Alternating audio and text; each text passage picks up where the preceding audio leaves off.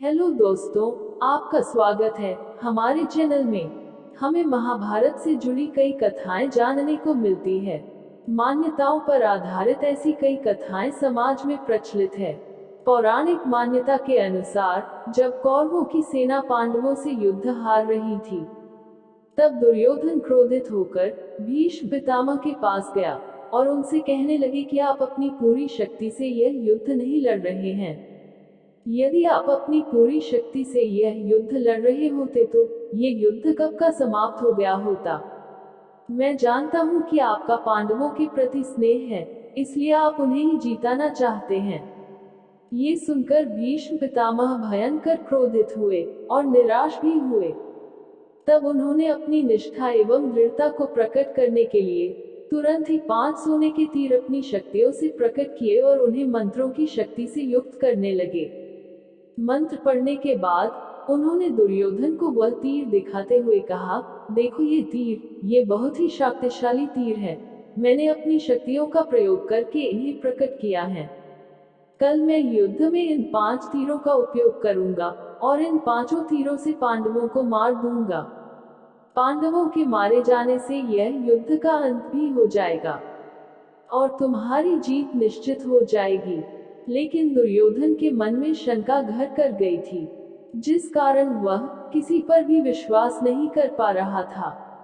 और दुर्योधन की मूर्खता की भी कोई सीमा नहीं थी, इसलिए उसने महाभारत में कई गलतियां भी की थी। उन्हीं गलतियों में से एक ये गलती भी थी कि उसने भीष्म की बातों पर विश्वास नहीं किया और इसे मजाक समझा। ऐसे में उसने भीष्म से वह 5 तीर अपने पास ले लिए और कहा कि वह उन्हें कल सुबह युद्ध में जाते समय तीर दे देगा। अभी यह 5 तीर मेरे ही पास रहेंगे। सूर्यास्त के युद्ध पश्चात सभी अपने अपने शिविरों में रहने चले जाते हैं। वहां भगवान श्री कृष्ण को जब ये पता चला कि भीष्म ने पांडवों को मारने के लिए कोई 5 चमत्कारिक अचूक तीरों का निर्माण किया है, तो उन्होंने तुरंत ही अर्जुन को बुलाया और कहा कि तुम इसी वक्त दुर्योधन के पास जाओ और उससे कहो कि मैं आज कुछ मांगने आया हूँ, क्योंकि तुमने ही कहा था कि गंधर्वों से मेरी जान बचाने के लिए तुम मुझसे कुछ भी मांग लो, लेकिन तब मैंने तुमसे कुछ नहीं मांगा था। आज मांगने आया हूँ, क्या तुम देने के लिए तैयार हो?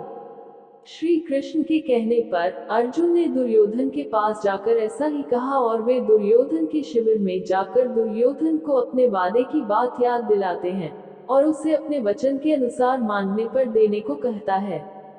क्योंकि अर्जुन ने एक बार दुर्योधन को गंधर्वों से बचाया था।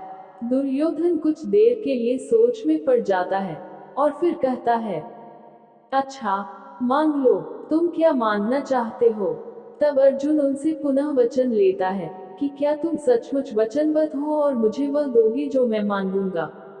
दुर्योधन कहता है कि अब मांग ही लो, मैं वचनबद्ध हूँ, निश्चित ही मेरा वचन खाली नहीं जाएगा।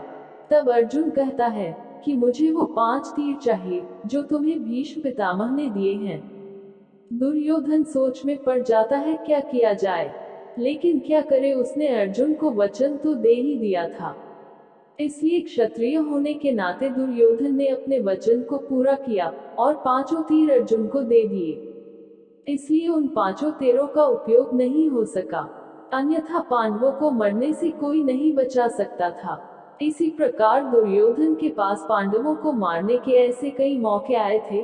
दुर्योधन आसानी से पांडवों को मार सकता था, लेकिन उसने हर बार मौकों को गंवाया ही था। इस प्रकार यह कहानी यही समाप्त होती है। ये कहानी आपको कैसी लगी, हमें कमेंट्स करें और यह वीडियो अच्छी लगी हो तो लाइक करें और चैनल को सब्सक्राइब करें। धन्यवाद।